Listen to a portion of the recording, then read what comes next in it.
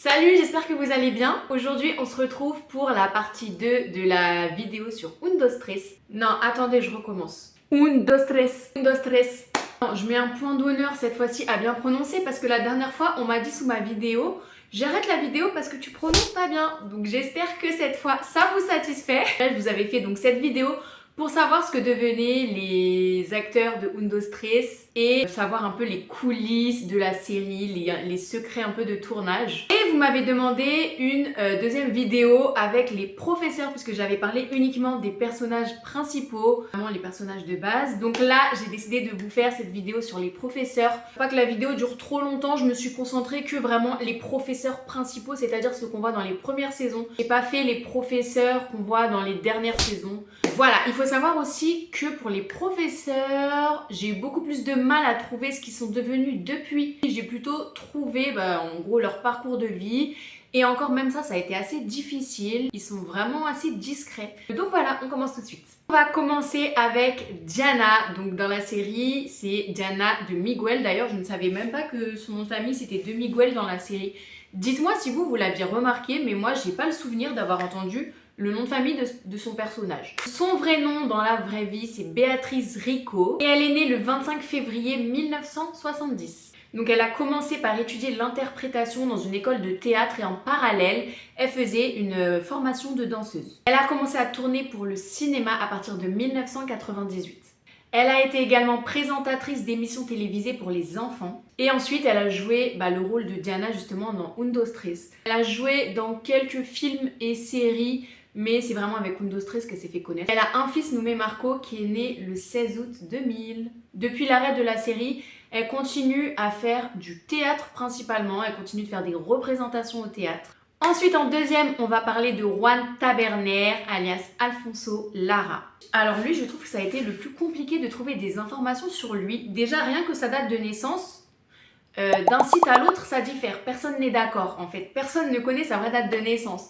Donc moi, j'ai vu tantôt 30 mai 1968, tantôt le 1er janvier 1969. J'ai vu même encore d'autres dates. Mais voilà, je pense qu'il est né entre 68 et 69, on va pas prendre trop de risques. Donc avant d'arriver sur le tournage, il avait déjà joué dans plusieurs séries télévisées et il était surtout réputé pour être un très bon acteur au théâtre. Il a joué dans de nombreuses pièces de théâtre et il a également joué au cinéma un petit peu.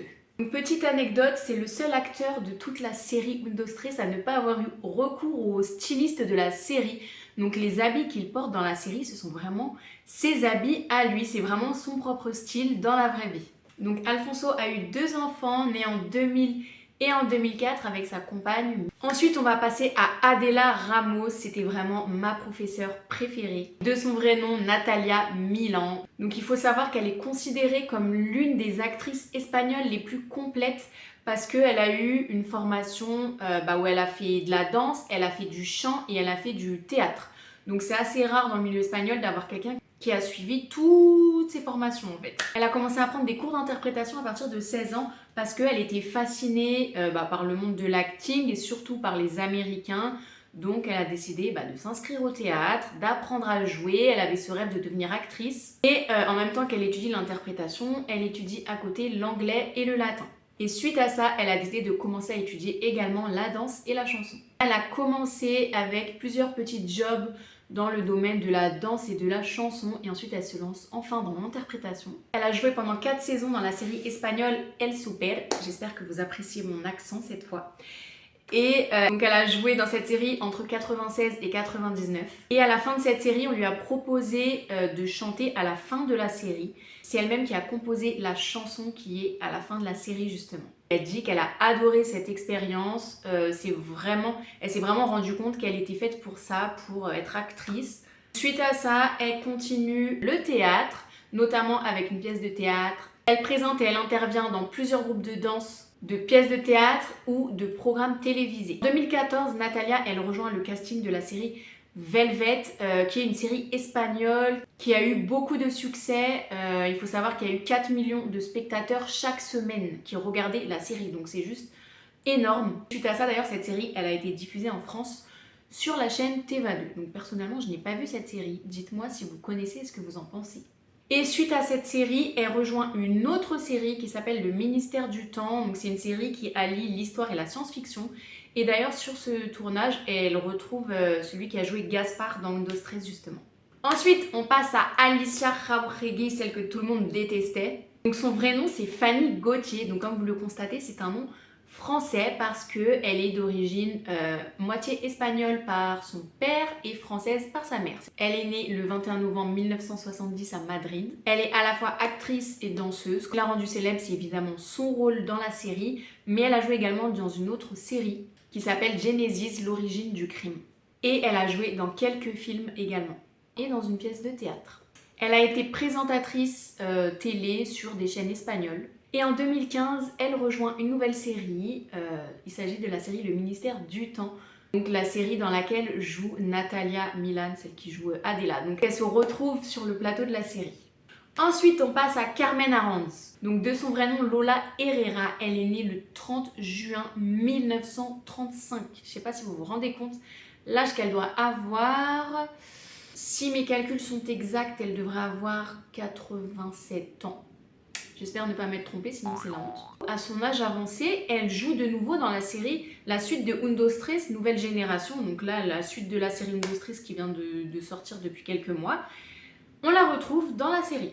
Donc il faut savoir qu'elle a commencé sa carrière à 18 ans. Elle a joué dans un film, mais par la suite, elle va plutôt s'orienter vers le théâtre et la télévision. Elle a joué notamment dans une pièce de théâtre qui a eu un énorme succès. Il s'agit de la pièce Cinco Horas con Mario. Donc il faut savoir que cette pièce, elle a été présentée la première fois en 1979 et qu'elle est restée 10 ans à l'affiche.